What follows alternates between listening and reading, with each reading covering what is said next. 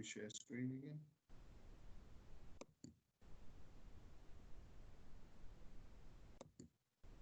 Bien, bonjour.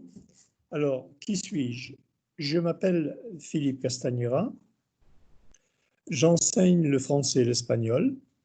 Mon adresse électronique est la suivante: pca@booking.ac.uk. Alors, soyez les bienvenus.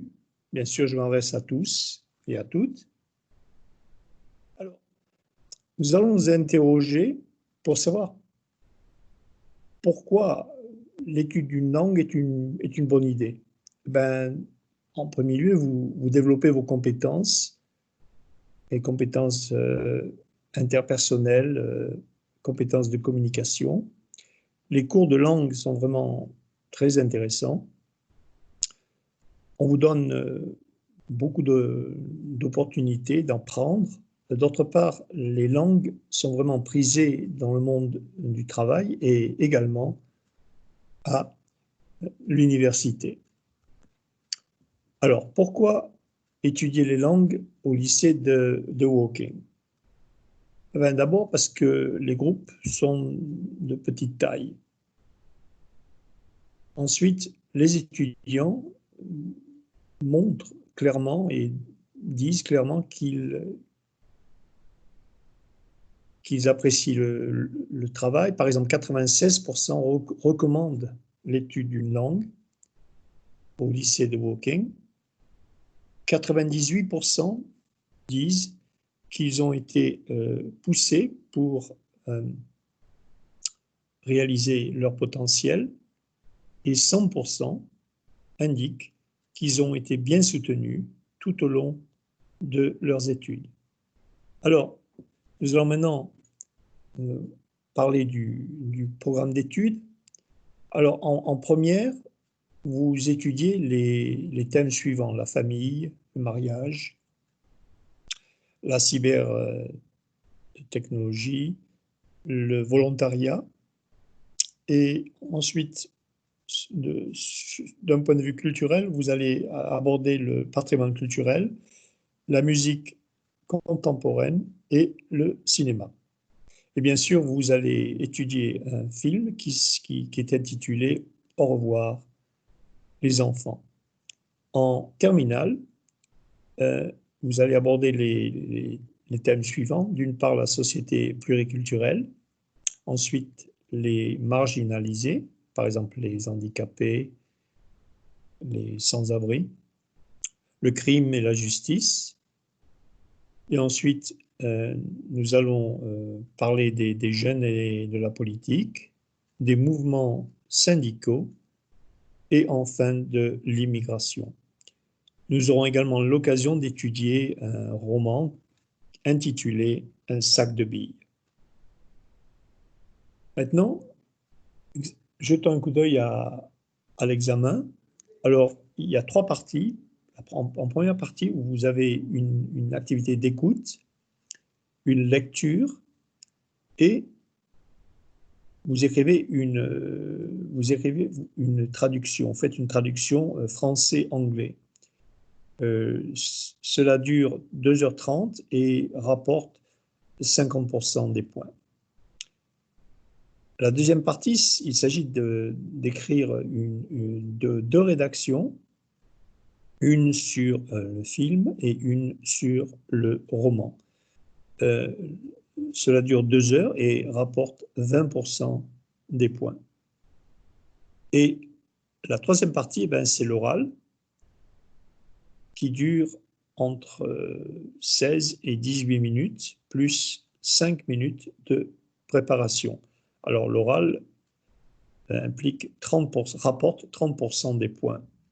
Alors l'oral est scindé en 2 parties. En première partie, vous préparez un stimulus pendant 5 minutes et ensuite vous répondez à des questions sur le stimulus. Alors il y a 3 questions et vous devez donc poser également 2 questions au professeur. Et ce stimulus va aborder des thèmes comme la cybersociété, le bénévolat, etc. Et bien sûr, le professeur va vous poser des questions supplémentaires hein, sur le même thème. Ensuite, la deuxième partie comporte le projet de recherche. Donc, vous pouvez faire un projet de recherche sur un chanteur, sur un problème, par exemple, l'immigration en France. Alors, ce projet, cet exposé est scindé en deux parties. En première partie, vous faites un exposé de 2 minutes, donc vous introduisez les points principaux dont vous ne voulez pas discuter, et ensuite le professeur vous pose des questions sur ces points. Alors, ce que je vous demande de faire, c'est de garder l'esprit bien ouvert, parce que les langages, bien sûr, vous ouvrent les portes de la vie. Maintenant, eh bien, on va faire un remue-ménage sur la France profonde. Alors, qu'est-ce que c'est un remue-ménage? Un remue-ménage, en français, en anglais, c'est brainstorming. D'accord? Alors, regardons par exemple les images que nous avons devant nous. La première image, vous voyez, c'est le village de Dôme. Hein? C'est un village fortifié en Dordogne, donc dans le sud-ouest de la France. Ensuite, bien sûr, vous voyez la bouillabaisse, qui est une soupe de poisson, et c'est une spécialité culinaire de Marseille. Ensuite, vous avez un joueur de foot. Alors, je pense que vous le connaissez, il s'agit bien sûr de Kylian Mbappé. Ensuite, nous voyons, cet homme s'appelle Alain Delon, c'est un acteur célèbre en France. Ensuite, nous voyons la cathédrale de Notre-Dame. Et enfin, les nénuphars de Claude Monet.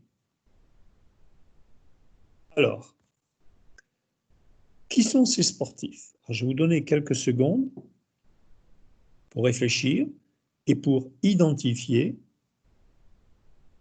ces sportifs.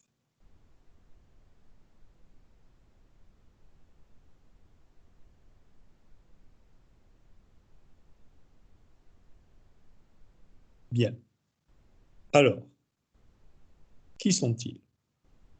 Eh bien, le premier, vous le reconnaissez sans doute, hein, on vient d'en parler, c'est Kylian Mbappé. Et le deuxième, lui, c'est un joueur de foot aussi, et il jouait pour Manchester United dans les années 90.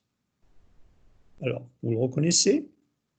Ensuite, un autre joueur de football qui jouait pour la France et qui a joué pour Juventus également dans les années 90 et le début du 21e siècle. Ensuite, nous voyons un pilote de course, un autre joueur de football et finalement un joueur de rugby. Alors, qui sont-ils? Eh bien, on va les découvrir. Vous avez Kylian Mbappé, Eric Cantona, Zinedine Zidane, Alain Prost, Michel Platini et Serge Blanco. Alors maintenant, regardez ces photos.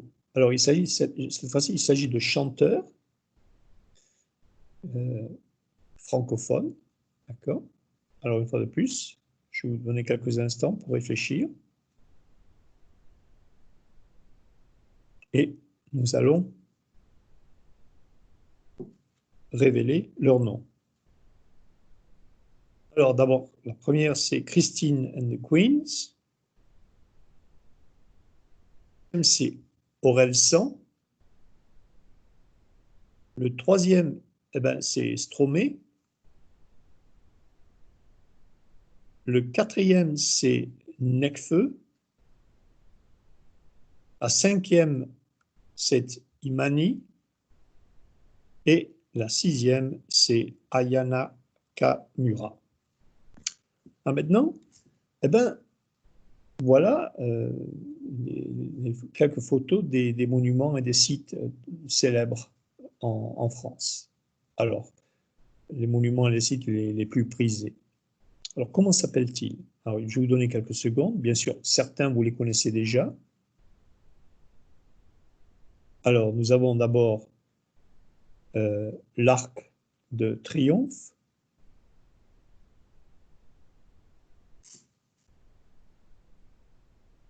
Ensuite, ça, c'est le château de Versailles.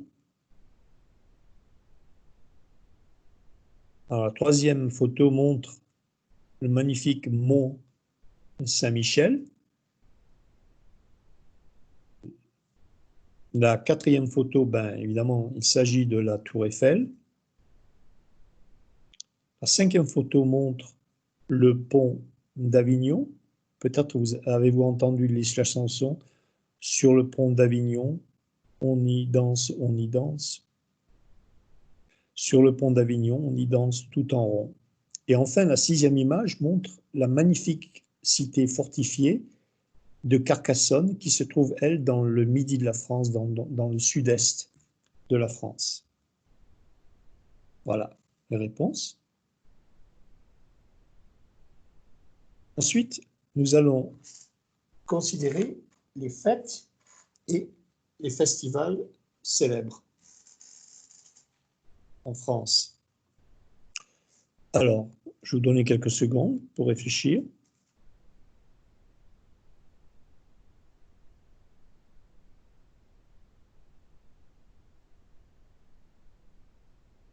Bien. Alors, la première, ben, la fête nationale, c'est bien sûr la fête du 14 juillet, hein, qui célèbre la prise de la Bastille. La Bastille, c'était une prison royale. D'accord? Deuxième photo montre, vous voyez en partie Cannes, eh bien, elle montre le festival de Cannes, d'accord, qui a lieu à Cannes, bien sûr, dans le midi de la France, dans le sud-est de la France. C'est un festival cinématographique, hein, qui montre les meilleurs films. Ensuite, la troisième image ou photo montre le carnaval, une figure, une effigie, le carnaval de Nice, qui est une fois de plus très célèbre. La quatrième photo, ben, elle montre les chorégies d'Orange. Il s'agit d'un festival de musique, hein, ou d'art dramatique. La cinquième image, eh bien, il montre les fêtes de Bayonne. Et enfin, la sixième image montre la fête du citron à Menton. Voilà.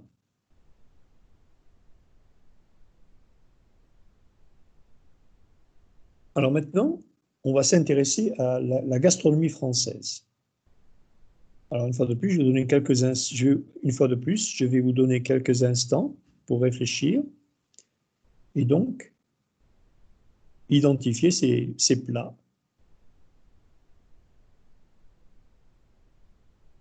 Alors, le premier plat, eh ben, il s'agit du couscous, hein. C'est un plat originaire du Maghreb, c'est-à-dire de l'Afrique du Nord, donc la Tunisie, l'Algérie, le Maroc. Mais en France, c'est devenu un plat traditionnel en France également. Alors, le deuxième plat, eh bien là, il s'agit du coq au vin, une recette bien française et c'est un plat vraiment savoureux. La troisième photo montre les escargots. En fait, il s'agit des escargots de Bourgogne avec une sauce à l'ail. La quatrième image, eh bien, il s'agit ici de la quiche lorraine.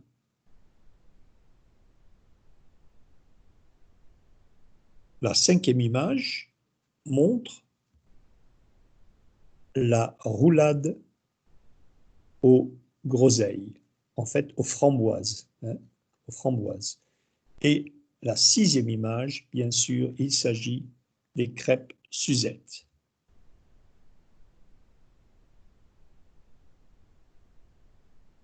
Alors maintenant, nous allons faire un petit jeu, hein, et c'est un jeu qui porte sur le présent de l'indicatif.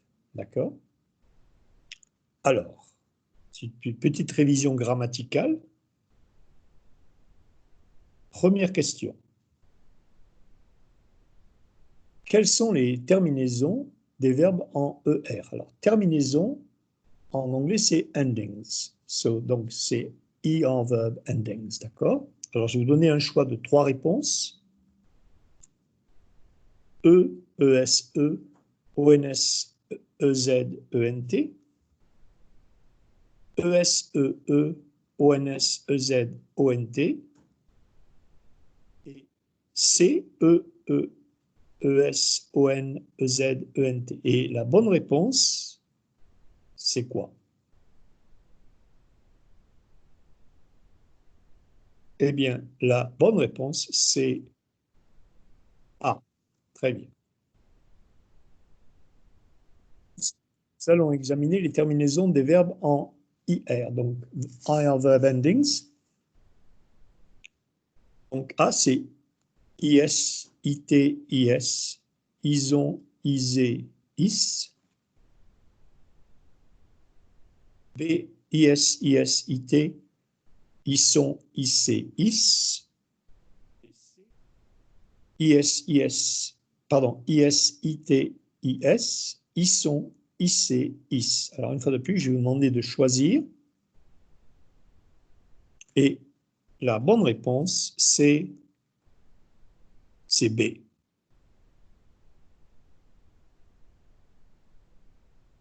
Maintenant, on va examiner les terminaisons des verbes en RE, donc en reverb endings.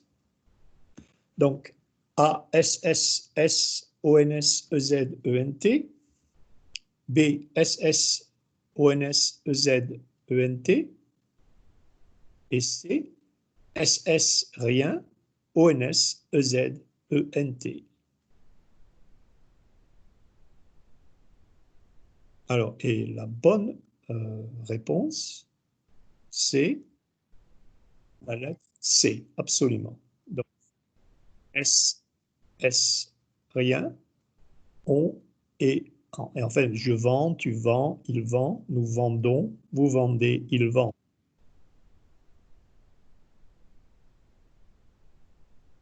Alors, maintenant, je vais vous demander de traduire ces phrases. Donc, la première phrase, c'est She is singing a song. Alors, voilà les trois réponses. Elle chante une chanson. Il chante un chanson. Et C, elle chantait une chanson.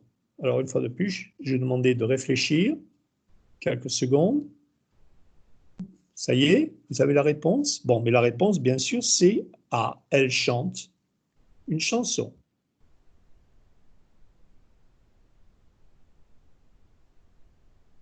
Ensuite, vous devez traduire la phrase We choose a house. Donc, première phrase, nous choisissons une maison. Nous choisissons une maison et nous choisissons une maison. Alors, une fois de plus, réfléchissez et espérons que vous choisirez la bonne réponse. Et la bonne réponse, eh ben, c'est nous choisissons une maison, c'est-à-dire carte C.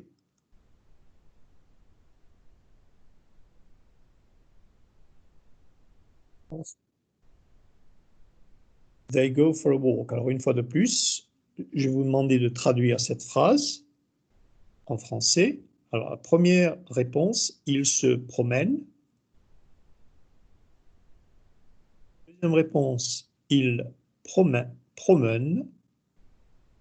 Ils promènent. Et troisième réponse, ils se promènent. Alors, une fois de plus, réfléchissez bien. Eh ben, la bonne réponse, c'est A, ils se promènent.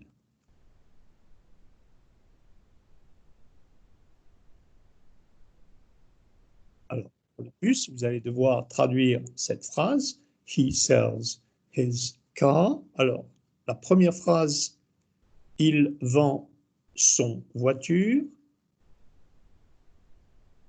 Il vend sa voiture.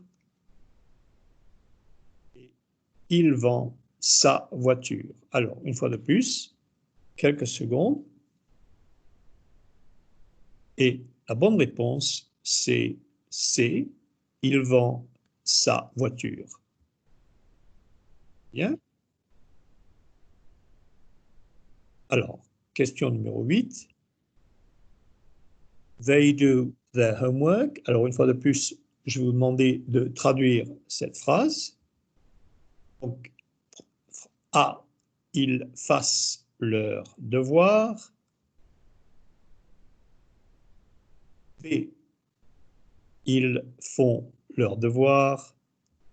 Et C, ils font leurs devoirs. Alors, quelle est la bonne réponse? Alors, la bonne réponse, c'est B. Ils font leurs devoirs.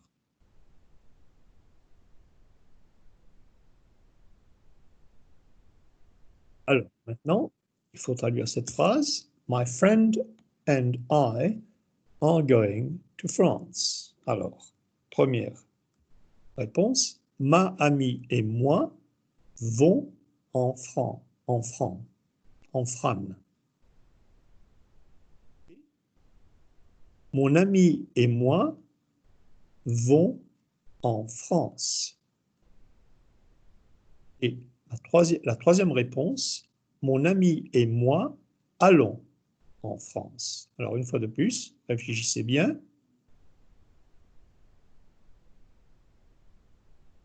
Et la réponse, eh ben, c'est mon ami et moi allons en France.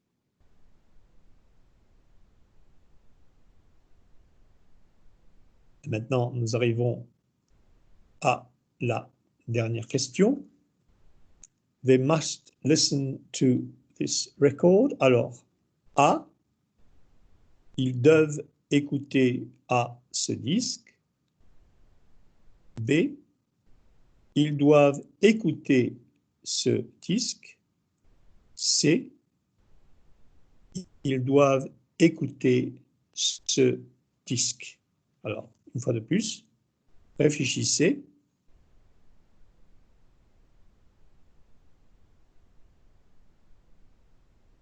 Et la bonne réponse, c'est B.